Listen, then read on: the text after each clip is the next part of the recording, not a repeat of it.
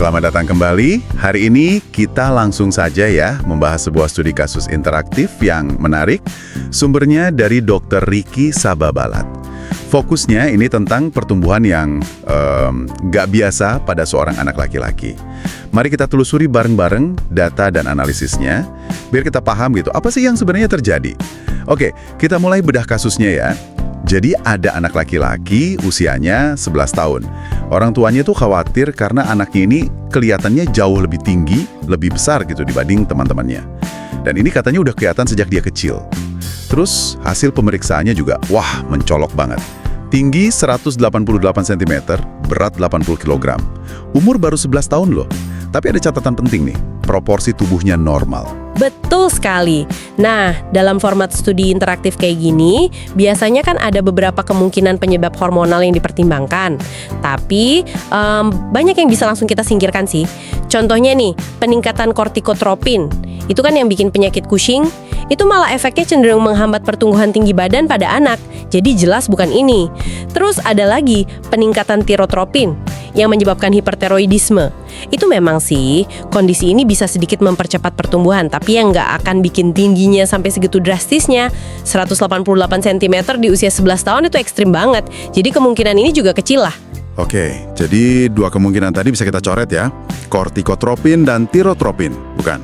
Terus, diagnosisnya mengarah kemana dong? Nah, kalau kita lihat semua datanya nih, yang paling cocok, diagnosis yang paling kuat itu adalah peningkatan sekresi somatotropin, atau kita kenal sebagai hormon pertumbuhan, GH. Jadi ketika hormon ini berlebih, tapi terjadinya sebelum lempeng epifisisnya menutup. Lempeng epifisis itu loh area pertumbuhan di ujung tulang panjang kita. Kalau kejadiannya pas masa kanak-kanak, akibatnya ya pertumbuhan linearnya jadi masif banget. Kondisi inilah yang kita sebut gigantisme. Nah, jadi gigantisme. Jadi tinggi 188 cm, berat 80 kg di usia 11 tahun, plus proporsi tubuhnya normal, itu udah kayak textbook example gigantisme gitu ya? Tepat, itu gambaran yang sangat klasik. Gejala-gejala tadi itu kuat banget mengarah ke gigantisme pituitari. Kenapa pituitari? Karena kan kelenjar pituitari atau hipofisis di otak itu yang memproduksi si hormon pertumbuhan ini. Tadi Anda sempat menekankan soal proporsi tubuh yang normal itu penting. Kenapa sih detail itu jadi krusial banget? Nah, itu dia kuncinya. Untuk membedakan dengan kondisi lain, proporsi tubuh yang normal itu membantu kita menyingkirkan misalnya nih kondisi lain yang juga bisa bikin orang jadi tinggi. Contohnya sindrom Klinefelter. Karena pada sindrom itu seringnya proporsi tubuhnya eunuchoid. Eunuchoid? Itu gimana maksudnya? Itu misalnya rentang lengannya jadi lebih panjang dari tinggi badannya.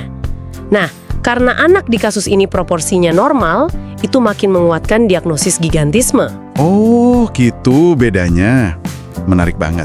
Terus, ini jadi penasaran nih. Kalau misalnya kelebihan hormon pertumbuhan ini terjadinya bukan di anak-anak, tapi di orang dewasa. Katakanlah orang usia 40 tahun gitu. Gimana jadinya? Pertanyaan bagus itu. Jadi, kalau kelebihan JH terjadi setelah lempeng epifisisnya udah menutup, udah dewasa gitu, kondisinya beda lagi namanya. Bukan gigantisme tapi akromegali. Pertumbuhannya bukan lagi nambah tinggi badan, karena udah nggak bisa kan, tapi lebih ke penebalan tulang. Terutama kelihatan di wajah, tangan, sama kaki. Jadi kayak membesar gitu, tapi bukan meninggi. Wah, beda banget ya manifestasinya. Padahal hormonnya sama, tergantung kapan terjadinya. Persis. Analogi sederhananya gini, kalau anak-anak itu kayak bangunan yang masih bisa ditinggiin. Dikasih semen banyak, ya jadi super tinggi. Tapi kalau orang dewasa, bangunannya udah jadi. Dikasih semen banyak, ya dindingnya yang jadi menebal. Ah, analogi itu ngebantu banget buat ngebayanginnya. Oke. Jadi, diagnosisnya kuat ke gigantisme pituitari nih.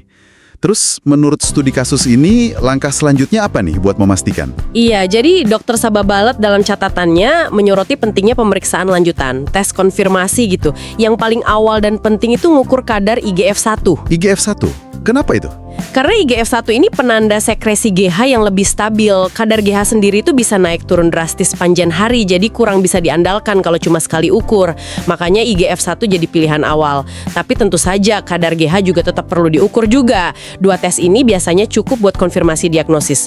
Dan seperti yang juga disinggung di studi kasus ini, penyebab paling seringnya itu biasanya tumor jinak, adenoma namanya, di kelenjar hipofisisnya itu sendiri. Jadi kesimpulan utamanya dari studi kasus ini bukan cuma soal gigantisme ya, tapi juga gimana waktu kejadian sebelum atau sesudah lempeng pertumbuhan nutup itu bisa drastis banget mengubah wujud penyakit dari kelebihan hormon yang sama. Betul, ini pelajaran penting tentang dinamika pertumbuhan manusia. Nah, ini jadi ninggalin satu pertanyaan menarik nih untuk Anda renungkan. Kalau kita lihat betapa kuatnya ya efek hormon pertumbuhan ini, kira-kira mekanisme kontrol alami apa aja sih di tubuh kita yang biasanya ngejaga sistem ini tetap seimbang sepanjang hidup? Biar pertumbuhannya nggak kebablasan gitu. Ya, sesuatu untuk kita pikirkan lebih lanjut.